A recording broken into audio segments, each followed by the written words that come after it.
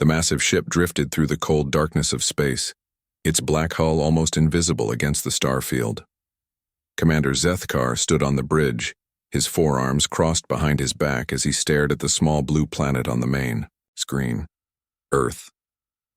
Such a tiny world, yet it had caught the attention of the mighty Vorthak Empire. Zethkar's red eyes glowed with satisfaction. After 300 years of military service, he had earned this honor. The High Command had chosen him personally to lead this mission. His job was simple: watch these creatures called humans and decide if they were worth conquering. The bridge. Crew moved quietly around him. Lieutenant Vextal worked at the sensor station while Sub-Commander Nixran studied the tactical displays. All of them were excited.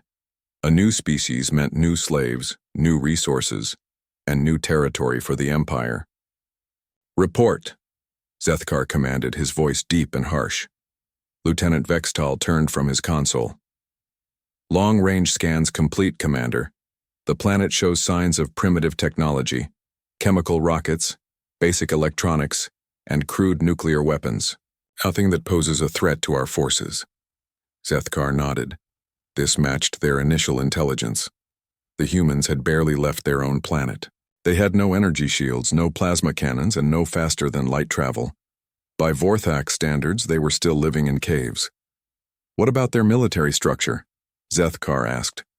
Sub-Commander Nixran pulled up a holographic display. "The planet is divided into nearly 200 separate nations. They fight among themselves constantly. Their largest military forces number only a few million soldiers each. Most use projectile weapons and explosive devices." Zethkar almost laughed. Projectile weapons. The humans were still throwing metal at each other like animals. The Vorthak had abandoned such crude methods thousands of years ago. A single Vorthak battlecruiser could destroy their entire planet in less than an hour. "Commander," Vextal spoke up again, "I'm detecting a large conflict on the northern continent. It appears to be a significant battle between two of their larger nations." This caught Zethkar's attention. The best way to understand any species was to watch them fight. Combat revealed their true nature, their strengths, and most importantly, their weaknesses. "Put us in a closer orbit," he ordered, "but maintain stealth. I want to observe these humans in battle." The Dread Talon moved silently through space, its advanced cloaking systems hiding it from the primitive sensors below. Zethkar had done this many times before. He had watched dozens of species fight their last wars before the Vorthak arrived to finish them off. The ship's powerful scanners focused on the battlefield below. Thousands of human soldiers moved across a landscape torn by explosions and gunfire. Zethkar watched the tactical display with professional interest. "Interesting," he muttered. The humans showed some basic understanding of tactics. They used cover, coordinated their attacks, and supported each other with artillery fire. Still, their weapons were laughably weak. What they called tanks would barely qualify as light scout vehicles by Vorthak standards. "Shall I begin the invasion assessment, Commander?" Nixran asked. "Not yet," Zethkar replied. "Let me study them longer. I want to understand how they think." He had learned from experience that rushing an invasion could lead to complications.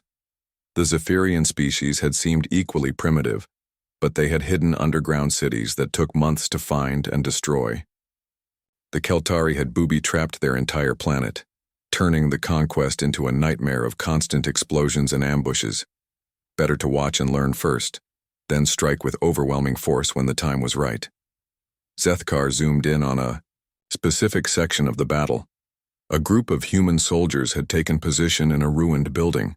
They wore green uniforms and carried basic automatic weapons. Through the ship's sensors, he could even hear their communications. "Alpha Squad, this is Captain Morrison. We're holding the north wall, but we need more ammunition." "Copy that, Captain. Supply run incoming in 5 minutes." The humans coordinated. Well enough, Zethkar admitted. Their discipline seemed adequate for such a primitive species. He had seen worse from more advanced civilizations. But then something happened that made him lean forward with interest. A massive explosion shook the building where the human squad was positioned. Part of the roof collapsed, and Zethkar could see that several soldiers were trapped under the debris. Any rational species would retreat at this point. The position was compromised, the soldiers were injured, and staying would only result in more casualties. Zethkar expected to see the survivors abandon their wounded comrades and fall back to a safer position. Instead, the remaining humans did, something that made no tactical sense at all. They stayed. Not only did they stay, but they fought even harder.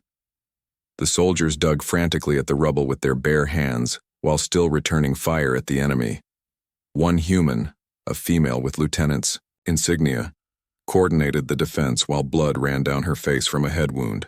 "Sergeant Rodriguez, get that machine gun back online," she shouted. "Parker, help me with these rocks, we're not leaving anyone behind." Zethkar stared at the display in confusion. Leaving behind was exactly what they should do. The wounded soldiers were already lost. Staying to help them would only result in more deaths. It was basic military logic. Yet these humans seemed to operate by different rules entirely. The battle continued for hours, and Zethkar found himself watching, with growing fascination. Every time he expected the humans to make the logical choice and retreat, they did the opposite. They charged into overwhelming odds. They sacrificed themselves to save wounded comrades. They fought harder when things looked hopeless. By the time the battle ended, Zethkar realized something troubling. He had no idea what these creatures were really capable of. Nothing in his 3 centuries of military experience had prepared him for soldiers who became more dangerous as their situation grew more desperate. He needed to study them more carefully, much more carefully. "Set course for the outer system," he commanded. "We're going to observe these humans for a while longer." Something told him this mission would be far more complicated than he had originally thought. Commander Zethkar spent the next 3 days studying the aftermath of the battle. The humans had won, but at a terrible cost. Nearly half their forces were dead or wounded. Any sane species would call this a defeat, even if they held the field. But the humans acted like they had achieved a great victory. Zethkar watched through his sensors as the surviving soldiers helped their wounded comrades. They shared their food with the injured. They carried men who could not walk. They even held ceremonies for their dead, standing in perfect formation, while one of their leaders spoke words over the bodies. "I don't understand this behavior," Subcommander Nixran said, studying the display. "They're wasting time and resources on soldiers who can no longer fight." Zethkar nodded slowly. In Vorthak culture, the wounded were left behind. The dead were forgotten. Only the strong survived, and only the strong mattered. It was efficient and logical. These humans seemed to follow no logic at all. "Commander," Lieutenant Vextal called from his station. "I'm detecting another human military unit moving through the mountains. They appear to be cut off from their main force." Zethkar turned his attention to the new group. About 30 human soldiers were moving through rough terrain, carrying heavy equipment. Through the ship's advanced sensors, he could see they were tired and running low on supplies. "Zoom in on their leader," he ordered. The main screen focused on a human male with captain's insignia. Jake Morrison, according to the intercepted communications. He was studying a map with his officers, a female lieutenant named Lisa Parker, and a sergeant called Mike Rodriguez. "Sir, we're 12 hours behind schedule," Lieutenant Parker reported. "The enemy has had time to set up defensive positions at the bridge." Captain Morrison looked at the map for a long moment. "How many enemy troops are we looking at?" "Intelligence reports at least 90 soldiers, sir. Maybe more. They have machine guns and mortars." Zethkar calculated the odds automatically. 30 humans against 90, with the enemy in prepared positions. The logical choice was obvious: retreat and find another route. "We can't go around," Sergeant Rodriguez said, as if reading Zethkar's thoughts. "That would take 3 days, and the main force needs this equipment now." Captain Morrison folded his map. "Then we go through." Zethkar leaned forward in his command chair. Through what? The human was talking about attacking a force 3 times his size in a defensive position. It was suicide. "Sir," Lieutenant Parker said quietly, "those aren't good odds." "No, they're not," Morrison agreed. "But sometimes bad odds are all you get." The human captain gathered his soldiers around him. Zethkar listened to their conversation. with growing disbelief. "Listen up," Morrison said. "We all know this is going to be rough. The enemy has us outnumbered and they're in a strong position. But our people are counting on us. We have two choices. We can turn around and let them down, or we can show these bastards what happens when they get between us and our mission." The soldiers looked at each other. Zethkar expected to see fear in their faces. Instead, he saw something else entirely: determination, anger, even excitement. "Hurrah, sir," one of the soldiers called out. The others joined in, their voices echoing through the mountains. Zethkar had seen thousands of species prepare for battle, but never like this. These humans were not just accepting their orders, they were embracing them. They wanted to fight against impossible odds. The attack began at dawn. Zethkar watched in fascination as the small human force moved against the larger enemy position. They used clever tactics, splitting into small groups and attacking from multiple directions. But tactics alone could not overcome such a numerical disadvantage. Within an hour, half the human force was casualties. This was when Zethkar expected them to retreat.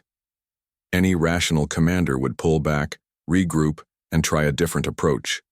The attack had failed, but Captain Morrison did not retreat. Instead, he did something that made Zethkar's combat computers crash from trying to process it. Morrison ordered his remaining soldiers to advance faster. "Push forward," the captain shouted over the gunfire. "They're throwing everything they have at us. That means they're scared." Scared, the enemy force was 3 times larger, in a defensive position, and winning the battle. But the human claimed they were scared. Zethkar watched Sergeant Rodriguez drag a wounded soldier to safety while under heavy fire. The sergeant was bleeding from multiple wounds, but he refused to abandon his comrade. When he finally got the injured man to cover, Rodriguez immediately returned to the fight. Lieutenant Parker coordinated the remaining troops while a bullet wound in her arm bled freely. She could have pulled back for medical treatment, but she stayed in the battle. Her voice remained calm and professional even as explosions erupted around her. "Danny's hit bad," one soldier called out. "We need to get him to a medic." "Negative," came the reply from Private Danny Walsh himself. "I can still shoot. Keep moving." The wounded soldier continued fighting from where he had fallen, providing cover fire for his advancing comrades. Zethkar stared at the display in complete confusion. The human was badly injured, possibly dying, but he refused to stop fighting. No Vorthak warrior would ever behave this way. When hurt, the logical response was to seek medical attention or retreat to safety. These humans seemed to fight harder when they were hurt. The battle raged for 6 hours.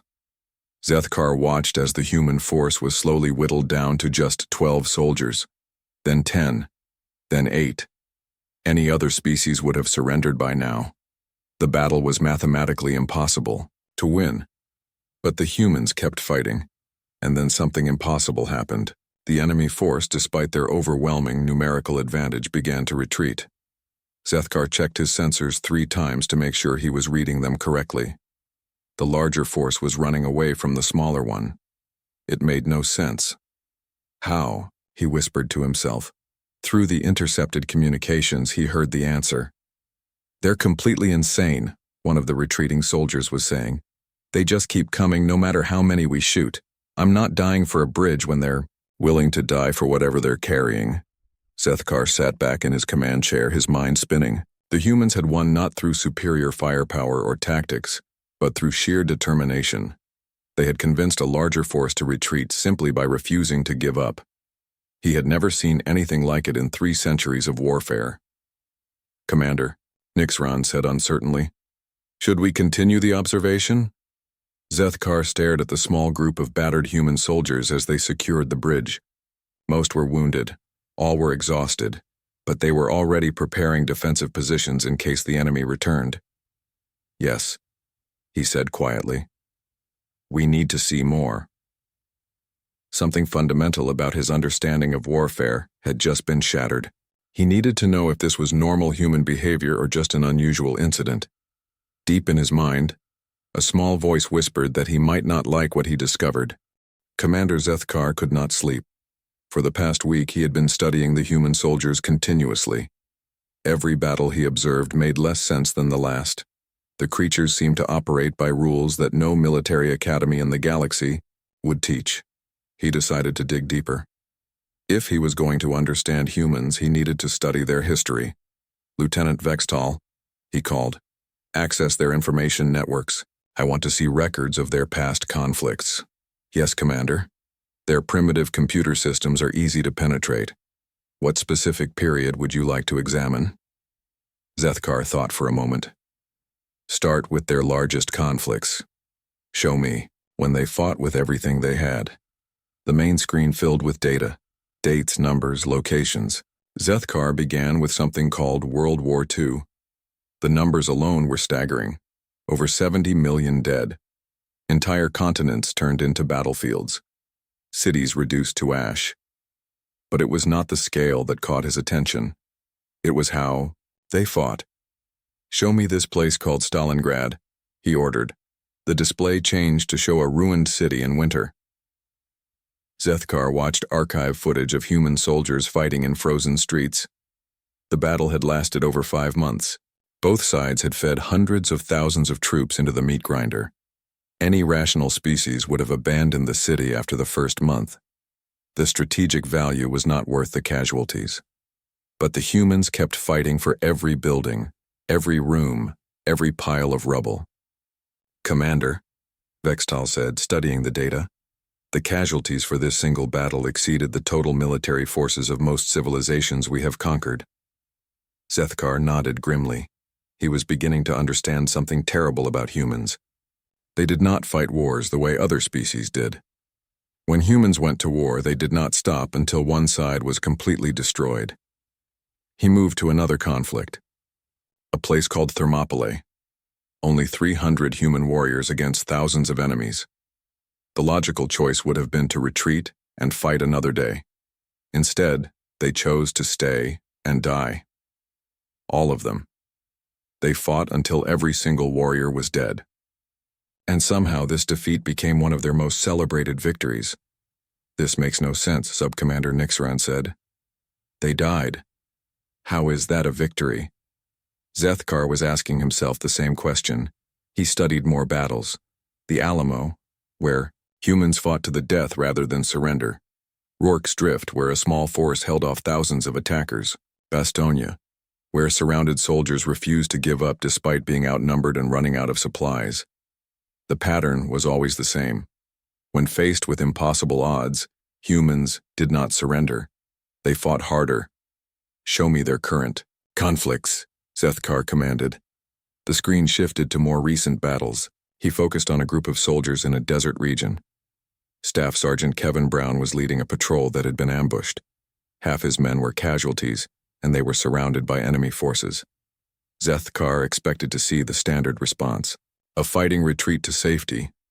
Instead, he watched Staff Sergeant Brown make a decision that defied all military logic. We're going to push through them, Brown told his remaining soldiers. Johnson is hit bad and we can't carry him while running, so we're going to fight our way out. Turklaiko, the small group of humans attacked the larger force that had them surrounded.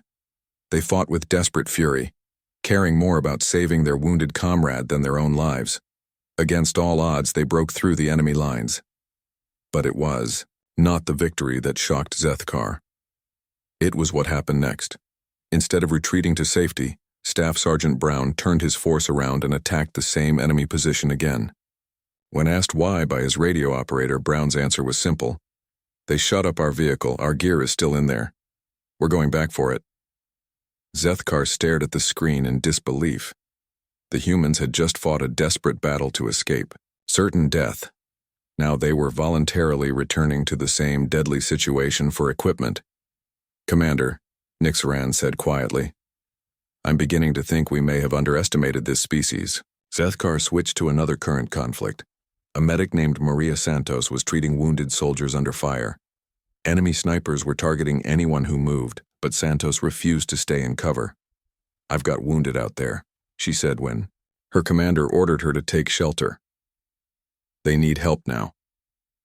Santos crawled through gunfire to reach injured soldiers. She was shot twice while dragging wounded men to safety. Each time she bandaged her own wounds and went back for more casualties. When enemy soldiers advanced on her position, Santos picked up a rifle and fought them off while still treating wounded comrades.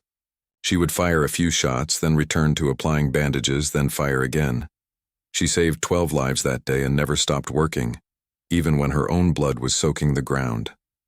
Zethkar felt something he had never experienced in 3 centuries of military service. Fear, not fear of human weapons or technology, fear of what these creatures represented. They were not just soldiers. They were something else entirely, something that his empire had never encountered. He opened more files, studying human history deeper. Every page revealed new horrors. Humans, who charged machine gun nests alone. Soldiers who stayed at their posts while their ships sank. Pilots who crashed their planes into enemy targets rather than be captured.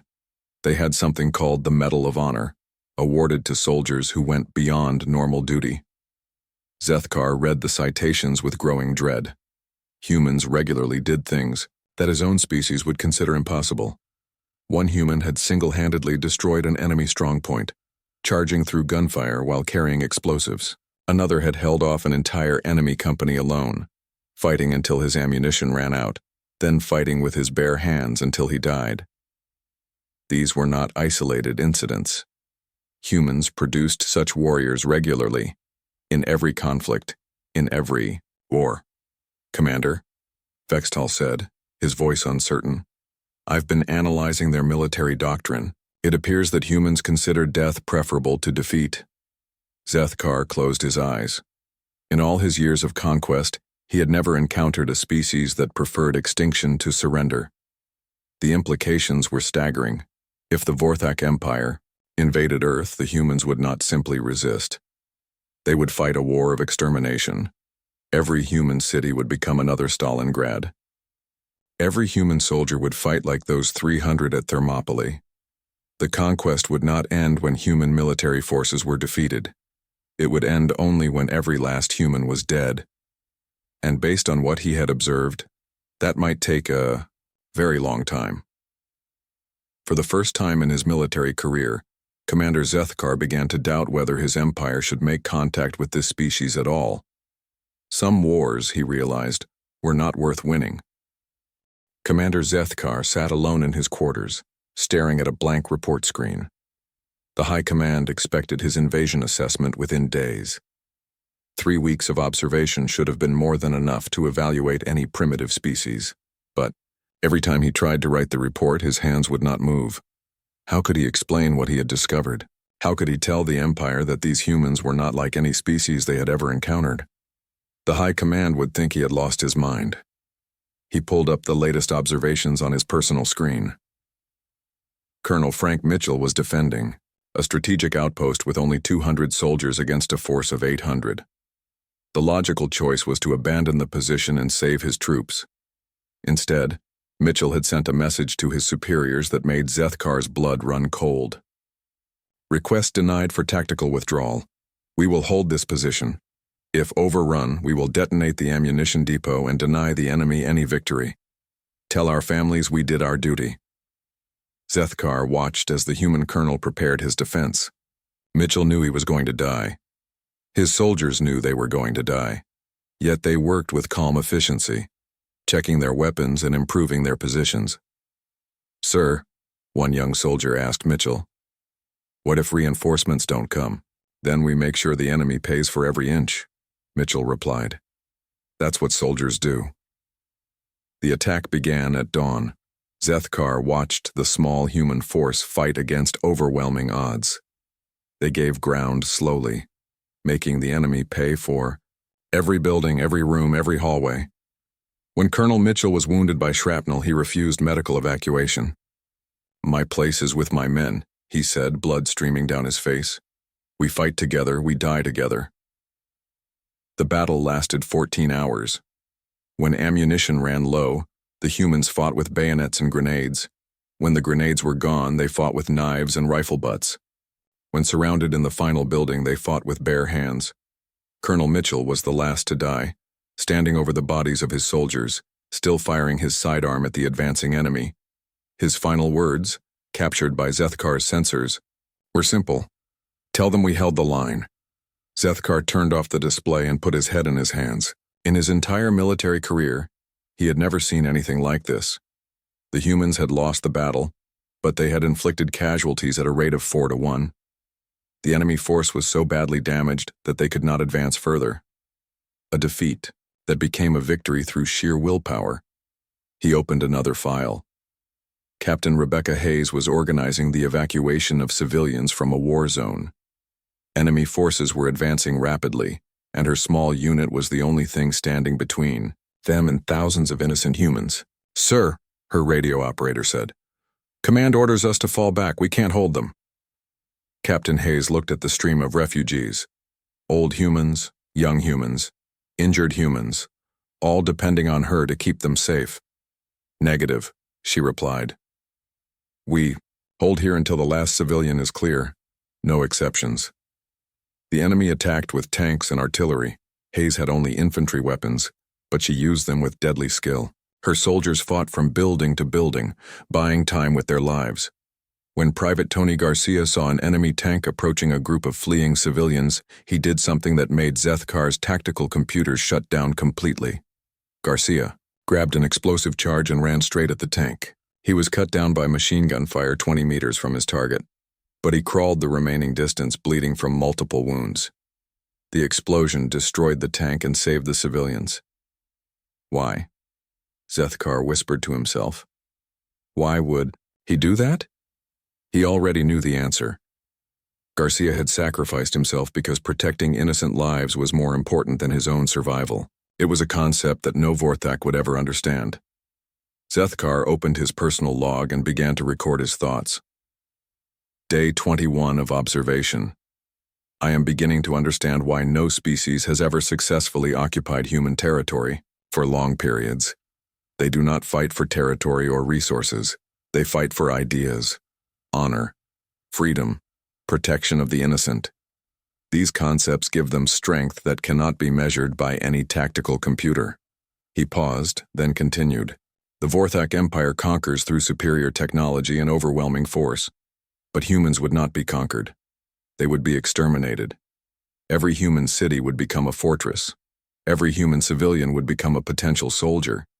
Every human child would grow up knowing how to fight. Zethkar stood up and walked to the viewport. Earth hung in space below him, blue and peaceful. It looked so harmless. But he now knew the truth. The war would not end with the defeat of human military forces. It would end only when every human was dead. And based on what I have observed, that might require the complete destruction of the planet itself. He turned back to the report screen, but still could not write the words that would doom both species. Computer, calculate casualty estimates for a full-scale invasion of Earth. The computer worked for several minutes, processing all the data Zethkar had gathered. When the results appeared, he sat down heavily in his chair. Estimated Vorthak casualties, 60 to 80% of all invasion forces. Estimated time to complete conquest, 15 to 20 years. Probability of human surrender, 0%. 80% casualties. The numbers were staggering.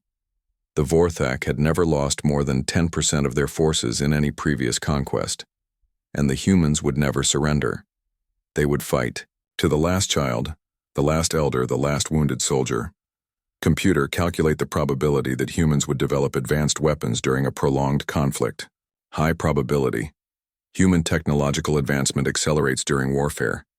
Estimated time to develop effective anti-Vorthak weapons, 2 to 3 years. Zethkar closed his eyes. The humans would not just fight with their current primitive weapons. They would adapt, learn, and improve. Within a few years, they might have weapons that could match Vorthak technology, and they would never stop fighting. Commander, came a voice from the bridge. The High Command is requesting an update on your invasion assessment. Zethkar looked at the blank report screen one final time. He could not write the words that would start a war between two species that would only end in mutual destruction, but he could not return to face the High Command empty-handed either. There was only one option left. Set course for the Earth's surface he commanded. "Prepare a landing shuttle." "Sir?" came the confused reply. "Our orders were to observe only." "Orders have changed," Zethkar said quietly. "I need to speak with the humans directly." It was time to make a choice that would change everything. The small shuttle landed in a remote valley in Montana just before dawn. Commander Zethkar had chosen the location carefully, far from human cities but close enough to their communication networks. He needed to make contact, but he did not want to cause panic. He sat in the pilot seat for several minutes, staring out at the alien landscape. Rolling hills covered in green vegetation stretched in all directions.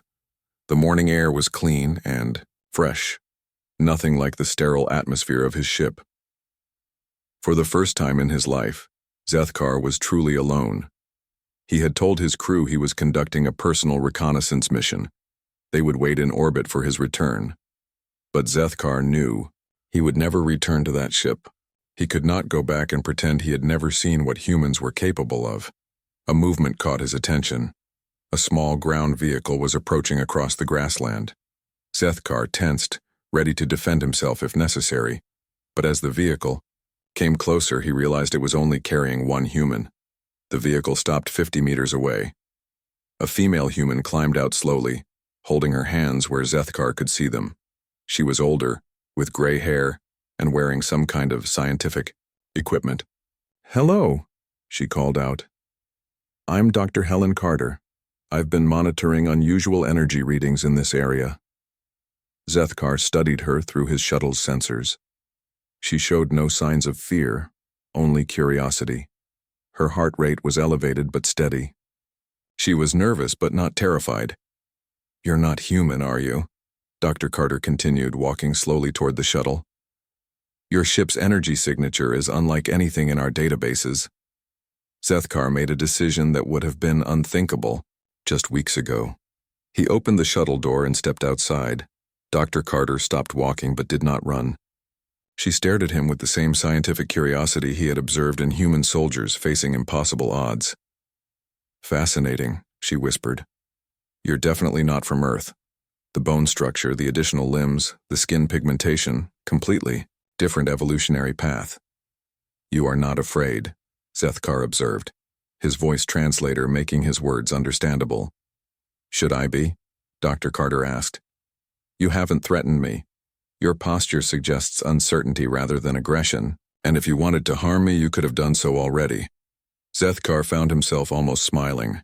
Even in first contact with an alien species, humans approach the situation with logic and courage.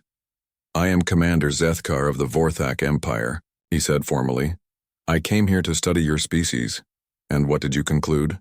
Dr. Carter asked, pulling out a small recording device. Zethkar hesitated. How could he explain what he had discovered? How could he tell her that he had come as an enemy but was now seeking sanctuary?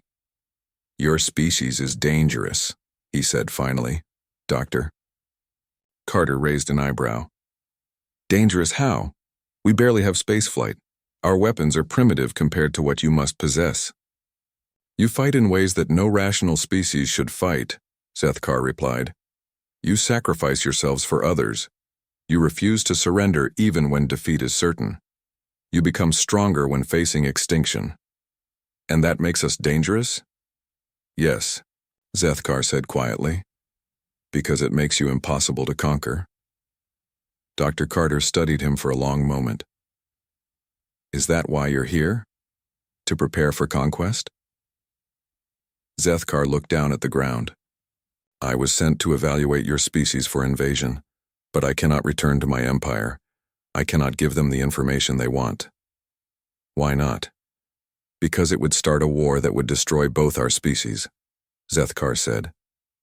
"Your people would never surrender. Mine would never retreat.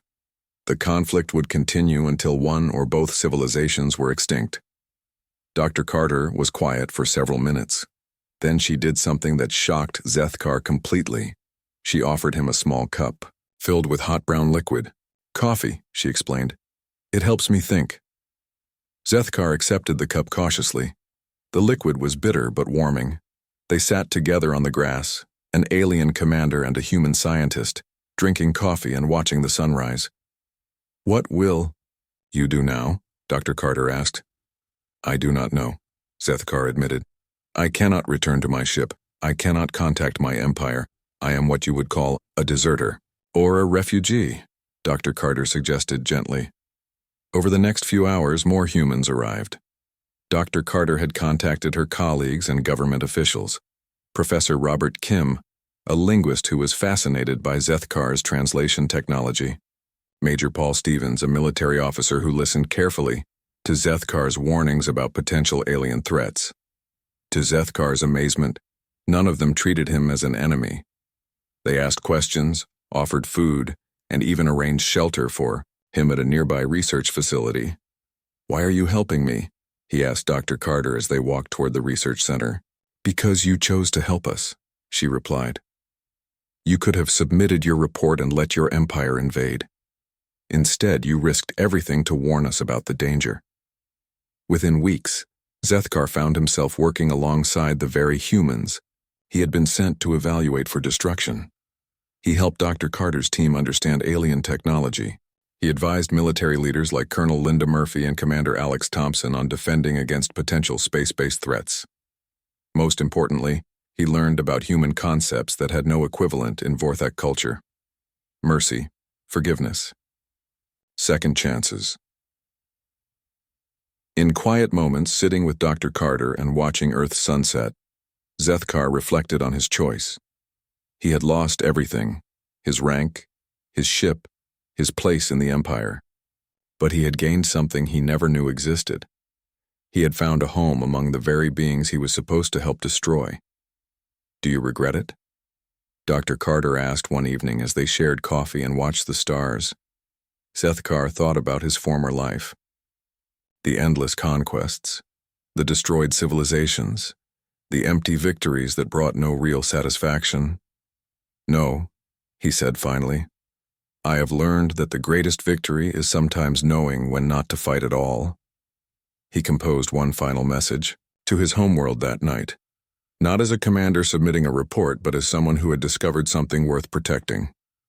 "To the Vorthak High Command, this is former Commander Zethkar. I write to inform you that Earth is not a world to be conquered, but a world that will change anyone who truly understands it. The humans possess something we have never encountered. The ability to become stronger through sacrifice, braver through adversity, and more united through conflict. Any attempt to invade their world would result in mutual destruction. I recommend permanent non-contact with this species. I will not be returning." He sent the message into space and deleted his access codes. Whatever response came from the Empire, he would face it here, on Earth, among the humans who had shown him that there was more to existence than conquest and domination. Zethkar had come to Earth as an enemy scout. He would remain as its guardian, protecting both species from a war that would have destroyed everything worth preserving in the galaxy.